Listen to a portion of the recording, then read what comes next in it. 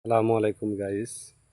এই যে দেখেন, পা- পালঙ্গের শাক বড় বড় হয়ে গেছে, খাবার লায়ক হয়ে গেছে। আর এই যে লাল শাক, এই যে লাল শাক বুনেছি, লাল শাক হয়েছে, খুব সুন্দর হয়ে হয়েছে। তারপরে দেখেন, এগুলা কিন্তু ভেন্ডি লাগানো আছে। আর কিন্তু এগুলা সব কিন্তু মরিচ গাছ, ঠিক আছে? এগুলা কিন্তু সব মরিচ গাছ লাগাচ্ছি।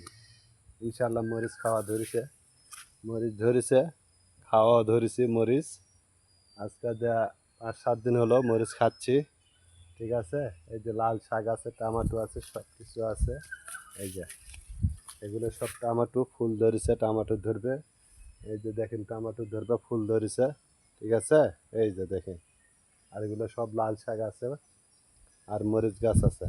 তো সবাই ভালো থাকবেন। বাই বাই, আল্লাহ হাফেজ।